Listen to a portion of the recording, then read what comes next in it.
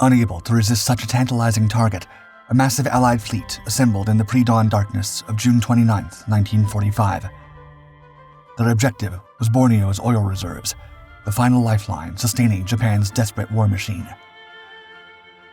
Naval artillery thundered across the water, the concussive blasts echoing through the hulls of 9 tank landing ships as they lurched toward shore. Inside, Australian soldiers from the 7th Division gripped their weapons, their knuckles white. But suddenly, still 1,300 yards from the beach, Lieutenant Colonel Phillips raised his binoculars and froze. The blood drained from his face. The men around him hesitated, sensing something terribly wrong. Phillips stared again through the lenses, his hand trembling slightly as he scanned the unfamiliar coastline. What he saw through those binoculars forced an immediate, desperate change to their entire battle plan, something no amount of intelligence or preparation had anticipated. Prelude to an ending. Before World War II, Borneo was divided between British and Dutch territories. The British controlled the north, and the Dutch controlled the south as part of the Netherlands East Indies. By 1941, the island's population was about 3 million, mostly living in small villages. The island's dense jungles, swamps, and lack of infrastructure made it difficult to defend, despite its strategic importance due to valuable resources like oil. The Japanese swiftly seized Borneo to control its oil fields and secure sea routes for further invasions. They landed on Sarawak on December 16, 1941, and attacked Tarakan on January 11, 1942. Despite fierce resistance, British and Dutch forces were overwhelmed. In retaliation, the Japanese executed civilians, especially in Balikpapan. By 1944, Japanese forces were entrenched on Borneo. The Allies, under General MacArthur's leadership, planned an attack called Operation Oboe. The goal was to retake Borneo and deny Japan its resources. It would be the final major Allied campaign in the Pacific theater of World War II. The plan had 6 stages, targeting key locations across Borneo and the Netherlands East Indies. However, in the end, only the operations against Tarakan, Balikpapan, and British North Borneo, at Labuan and Brunei Bay, took place. These were key targets for the Allies, and Australian forces were tasked with leading the assault. Australian forces hadn't fought in over a year, but now, with Japan on the defensive, it was their turn to strike. The Japanese were preparing their defenses. The 37th Army, along with naval and air forces, was positioned to repel the Allied landings. Intelligence suggested there were about 32,000 Japanese troops in Borneo, but many were exhausted from long marches across the island. Allied troops were ready for the first assault on Tarakan, but as they prepared to land, the Japanese forces dug in. The highways to Tarakan. Before dawn on May 1, 1945, the Australian invasion fleet closed in on Tarakan, guns prime for assault. A naval and air bombardment pounded Japanese defenses along the southern coast, tearing into bunkers and artillery positions. As smoke and fire filled the air, landing craft surged forward. At 8 a.m., the 223rd Battalion stormed Green Beach, disembarking from American LTVs into thick, clinging mud. Japanese defenders fought back fiercely with machine guns and mortars from concealed bunkers. But despite the heavy fire, the 223rd fought through Japanese outposts in the hills around Linkas, blasting pillboxes and snipers, then pushed inland, securing the vital Glen Elg Highway toward Tarakan town. To the north, the 248th Battalion landed at Red Beach, advancing steadily over firmer ground. They overran Japanese pillboxes with grenades and small arms fire, knocking out machine gun positions before securing oil storage tanks, some already burning from earlier bombardment. By nightfall, they occupied high ground overlooking Tarakan town. The 224th Battalion arrived as reinforcements later in the morning, holding in reserve until ordered northward along Anzac Highway in the afternoon. They encountered no resistance. But the Japanese were still present. Snipers harassed the Australians throughout the night, and the 2nd Pioneer Battalion engaged in close-quarters skirmishes, clearing out isolated enemy positions with grenades, bayonets, and small arms fire. However, logistical problems soon emerged. The muddy conditions bogged down vehicles, and several landing ship tanks, or LSTs, ran aground after misjudged beachings, worsening congestion at the landing sites. Artillery from the 207th Field Regiment was delayed, and the influx of RAAF ground personnel with heavy equipment only compounded the issue. The stranded LSTs would remain stuck until May 13th. Despite these setbacks, the Australians advanced inland. The 26th Brigade Group pushed east into Tarakan town and north toward the airstrip, where Japanese resistance stiffened. The 224th Battalion led the assault, advancing under sporadic machine gun fire. As they prepared to seize the airfield on the night of May 2nd, a sudden series of massive explosions tore through the darkness. Japanese forces had rigged the site with demolition charges. Fires raged, debris rained down, and the Australians had to fight through fortified positions before securing the airstrip by May 5th. The Japanese, however, still held the island's rugged interior.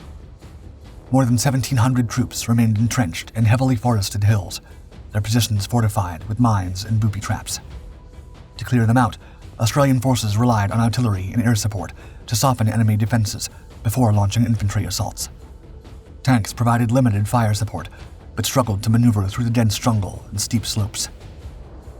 On May 7th, the 2/3rd Pioneer Battalion and a Netherlands East Indies Company advanced east of Tarakan town, pushing forward through dense scrub. As they moved, the air was thick with the sound of distant firing, but nothing immediate. Then, suddenly, as they crested a small rise, enemy machine guns opened up from the heavily fortified Helen Feature, a key strongpoint on Tarakan Hill, located south of the airfield. Men dove for cover as bullets cracked overhead. The Japanese defenders, numbering around 200, had prepared their positions well. Over the next several days, Australian attacks were repelled with efficiency and casualties mounted. On May 12th, Corporal John Mackey's platoon pushed forward again, determined to break the deadlock. As they advanced, Mackey spotted machine gun positions ahead, cutting off the Australians' advance.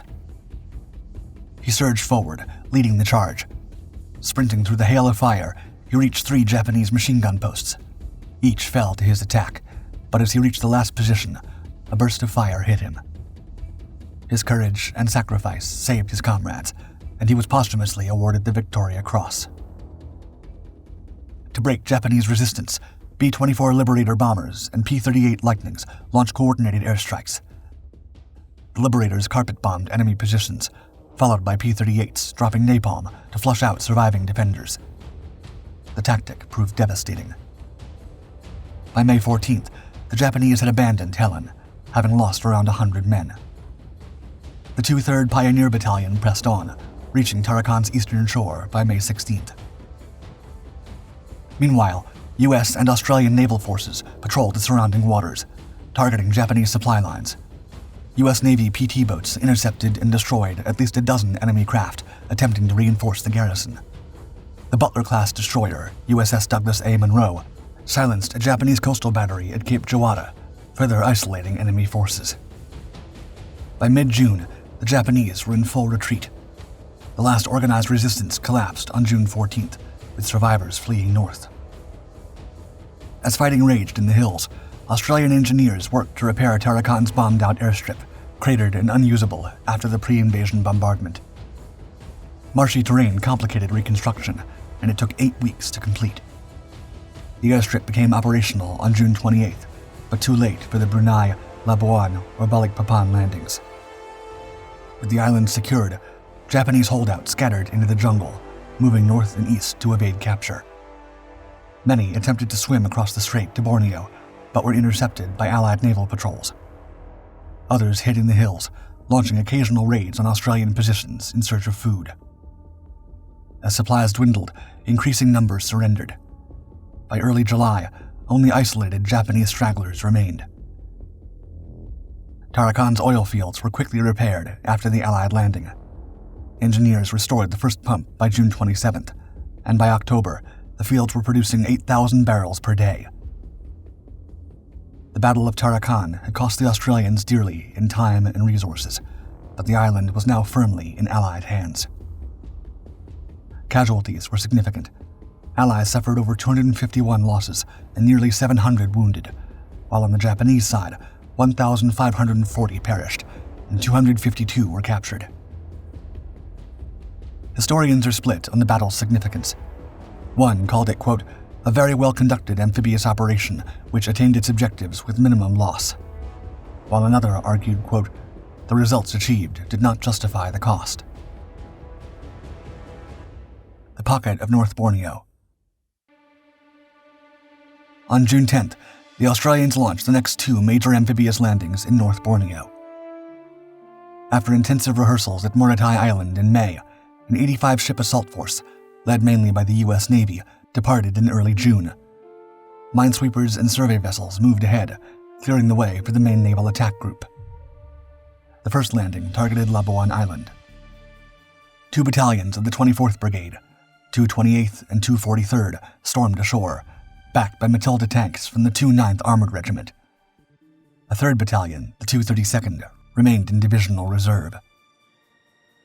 Cruisers and rocket ships unleashed a devastating bombardment, while 8 squadrons of Liberator bombers rained anti-personnel bombs onto Japanese positions. The enemy had already pulled back from the beaches, leaving the Australians to land unopposed. They pushed inland toward Victoria and the airfield, overcoming scattered resistance before securing both objectives by nightfall. The 211th Commando Squadron secured the western flank. The Japanese, not yet defeated, withdrew into a fortified redoubt, the Pocket, deep in the jungle, where swamps and ridges offered natural defenses. The 24th Brigade Group pushed relentlessly toward the Pocket, facing fierce resistance from entrenched forces. Tanks were damaged and casualties mounted. By June 19th, artillery and air support intensified. 2 days later, C and D companies, supported by flamethrower tanks, launched the final assault, overrunning the Pocket and terminating 60 Japanese soldiers. Meanwhile, the Australians unleashed a 3-day naval and air bombardment, attempting to break Japanese resistance. Yet the enemy struck first, with 100 troops launching a desperate counterattack on the Australian maintenance area and airfield. The Australians held firm. A few days later, the 228th Battalion attacked again. This time, tanks and flamethrowers spearheaded the assault. The defenders, overwhelmed, fell one by one. By the time the Battle of Labuan ended, 389 Japanese lay lifeless. The Australians had lost 34 men, with 93 wounded. Simultaneously, the 20th Brigade struck Maura Island and the Brunei Peninsula. The 215th and 217th Battalions led the assault, supported by another squadron of Matilda tanks. The Australians swiftly advanced. The 217th captured Brunei on June 13th. The 215th secured Maura Island and reached Limbang by June 18th, and the 213th landed at Lutong 2 days later, supported by air cover. They then pressed on to Miri and Saria. Upon arrival, they realized that retreating Japanese had set 37 oil wells ablaze. Engineers began the grueling task of extinguishing the fires, which would take over 3 months. By June 24th, the Australians had reached Kuala Beach. With their objectives secured, the 20th Brigade turned to patrolling. Using landing craft, they moved swiftly along rivers and streams, chasing Japanese remnants. Resistance was scattered, but grew more fierce beyond Miri. Meanwhile, RAAF Mosquitoes and Beaufighters pounded Japanese positions, sinking an 800-ton vessel near the Tabuan River and destroying aircraft on the ground. Reinforcements arrived from Labuan, including 2 companies of the 228th Battalion for rear security. Intelligence estimated that 800 to 1,000 Japanese held Beaufort, determined to seize their escape routes. On June 27th, the 243rd Battalion led the charge toward Beaufort, the rain pouring down in sheets, turning the battlefield into a treacherous swamp. The 232nd Battalion provided flank protection, and the Australians fought through the muck, determined to push forward. One company pressed directly into Beaufort, while another cut off the Japanese retreat route. The Japanese fought back fiercely, launching 6 brutal counterattacks throughout the night. The battle devolved into vicious hand-to-hand combat. One Australian company became isolated, surrounded by enemy forces. By morning, the pressure was mounting. A second company fought through multiple Japanese positions, carving a path to relieve the trapped men. They struck the Japanese rear by nightfall, wiping out 100 defenders in a brutal strike. By the end of June, the Japanese were in full retreat, abandoning Beaufort in disarray, their last stronghold crumbling under the Australian assault. The Australians pressed forward, mopping up resistance. The battle for North Borneo was drawing to a close, but the campaign was far from over. The Australians would continue hunting enemy stragglers well into August. The obscured shores of Balikpapan. The Allied fleet, comprising over 100 US and Australian ships, assembled near Morotai Island on June 17th, and after rehearsing landings, set sail on June 26th, crossing the Makassar Strait. With a force of 33,000 personnel, they faced Japanese defenders numbering between 8,400 and 10,000, of which 3,100 to 3,900 were combatants. On June 29th, the faster bombardment ships peeled off as demolition teams, under fire, cleared obstacles off the coast. Several support vessels were damaged, and the central landing beaches remained obstructed. A few days later, the convoy reached its assembly point, 8 miles southeast of Clandestine. A brutal bombardment followed. 63 liberators, 5 cruisers, and 14 destroyers, firing over 17,000 shells. 9 tank landing ships moved in, offloading troops to smaller craft, such as Alligator tracked landing vehicles, crewed by U.S. personnel from amphibian tractor battalions. By 9 a.m., the landing craft hit the beaches. Right away, confusion erupted as 2 battalions landed far off course, their intended positions obscured by smoke and the remnants of coastal obstacles. The soldiers scrambled, disoriented, trying to reposition themselves. Despite the initial chaos, the Japanese defenders, caught off guard, offered little resistance. A few scattered shots were fired, but they were easily suppressed. Within 20 minutes, the soldiers had regrouped, forming a solid line and securing the beachhead. By the time the final landing craft unloaded, no casualties had been reported, and the beach was in Australian hands, ready for the push inland. After securing the beach, the 18th Brigade pushed forward to capture high ground north of Clandestine, key for the advance into Balikpapan. The 21st Brigade moved along the coast road toward Sepingan and Mangar airfields, pressing toward their targets. But the 2 10th Battalion ran headlong into a brutal defense at Parramatta Ridge. Pillboxes, tunnels, and landmines littered the area, and enemy fire raked the assault. A last-minute diversion left the Australians without their planned fire support, and mechanical breakdowns halted tank reinforcements. Still, the order was given to attack. The initial assault stalled immediately under withering enemy fire. Soldiers were pinned, their progress slow and costly. Finally, by noon, 2 supporting tanks from the 1st Armored Regiment arrived, pushing forward and suppressing the Japanese positions. This allowed the infantry to press on, seizing the ridge by 12:40 p.m. By nightfall, the Australians had expanded their beachhead by 1.2 miles. Fighting raged around Clandestine on July 2nd, as the Japanese, determined to hold their ground, were well entrenched and prepared for a fierce defense. As the Australians pressed forward, engineers moved in under fire to tackle the Japanese defenses.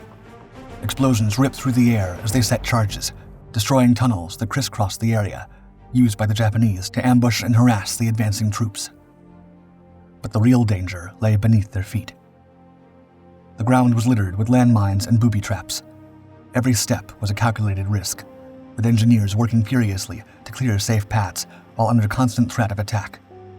Each explosion of a mine echoed like a warning, but the Australians pressed on, clearing the way for their infantry to push forward and tighten the noose around the defenders. By nightfall on July 3rd, the 21st Brigade had secured 5 miles of beachhead and prepared to take the Mangar airfield. But Japanese defenders, perched on high ground overlooking the field, unleashed a relentless barrage of artillery and mortar fire, hammering the Australians as they moved in. The airfield was captured on July 4th, but the Australians were far from safe. For days, the enemy continued to rain down fire, slowing progress as 2 Australian tanks were knocked out. With the enemy dug in and artillery positions causing havoc, the Australians called for naval and air support. Then, naval bombardments neutralized key Japanese positions. Finally, the remaining defenders were taken out, and the airfield was secured. On July 5th, the 2 9th and 2 1st Pioneer Battalions, backed by the 2 7th Cavalry Commando Regiment, artillery, and tanks, landed at Panajam, using LTVs and LCMs to eliminate Japanese artillery and reopen the port. Resistance was minimal, and Panajam was secured within 2 days. However, along the Milford Highway, a Japanese battalion fiercely contested the Australian advance toward Batu Campar. The dense jungle offered cover, allowing the Japanese to set ambushes and slow the forward push. But the Australians responded decisively. Flamethrower-equipped tanks charged through the thick underbrush, incinerating hidden enemy positions. Simultaneously, artillery pounded the area with over 8,000 rounds, creating a deafening roar as explosions tore through the jungle. By nightfall, the Japanese resistance had crumbled, and the path toward Batu Campar was cleared. Indigenous vengeance. The British North Borneo campaign included a parallel guerrilla war led by Special Operations Australia, or the SOA. This effort, codenamed Operations Aegis and Semet, followed Operation Python, which had been considered a failure. Between March and July 1945, 5 SOA teams were inserted into North Borneo. Aegis 1 and 2 built intelligence networks and guerrilla cells in the northwest. Aegis 3 scouted the Renau area for 1st Corps. Aegis 4 and 5 deployed on the east coast, achieved little. Because the locals were so eager to fight against the Japanese occupiers, the Aegis teams were able to gain local control with relative ease. They disrupted Japanese operations, but provided inconsistent intelligence and took out fewer than 100 enemy troops.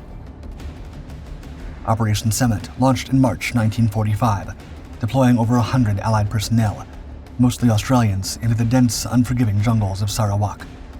Their mission was clear: infiltrate behind enemy lines, gather intelligence, and stir up a guerrilla force capable of striking at the heart of the Japanese occupation.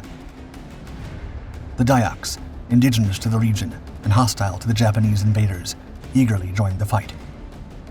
With their unparalleled knowledge of the terrain, they formed small, highly mobile units that could strike swiftly and vanish into the jungle, leaving no trace.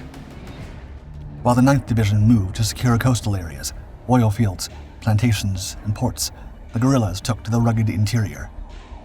Operating from hidden bases in Balai, Rendan, and Marudi, they launched harassing attacks along the Pandarawan and Limbang rivers and targeted the Beaufort to Nam Railway. These strikes disrupted Japanese troop movements, forcing enemy units to retreat under constant fire. The guerrillas fought with ferocity, often outnumbered and outgunned, relying on stealth, surprise, and relentless pressure. The RAAF provided air support when possible, but there were numerous instances when the guerrillas had to evade Japanese counterattacks with only their wits and the cover of the jungle to protect them. By the end of the campaign, the guerrillas had inflicted severe damage on Japanese forces in the region. An estimated 1,800 enemy troops had been rendered ineffective, forcing a significant shift in Japanese control over North Borneo. The operation, though carried out in the shadows, proved to be a decisive factor in the Allies' success, with the guerrilla force serving as a constant thorn in the side of the Japanese occupiers. A debated victory. After the Borneo campaign, Australian forces remained until late 1945 to restore civilian administration, oversee reconstruction, and supervise the surrender of Japanese troops. They also liberated Allied POWs. There were claims that the Australians encouraged the massacre of surrendered Japanese troops in revenge for the Sandakan marches that ended the lives of nearly 6,000 men. Yet those claims remain unsubstantiated. The amphibious operations of Operation Oboe were hailed as the largest and most complex undertaken by Australians in the war, requiring extensive naval and air support. Despite success, critics argued the campaign wasted lives, with some questioning its necessity. Peter Dennis describes the operations as, quote, doubtful value strategically, but they were skillfully conducted. With Max Hastings adding, quote, any rational strategic judgment would have left the Japanese to their own devices. Despite controversy, the campaign achieved its objectives through intense fighting and coordinated amphibious operations. It cut off Japanese forces, secured vital oil supplies, and liberated Allied POWs facing worsening conditions.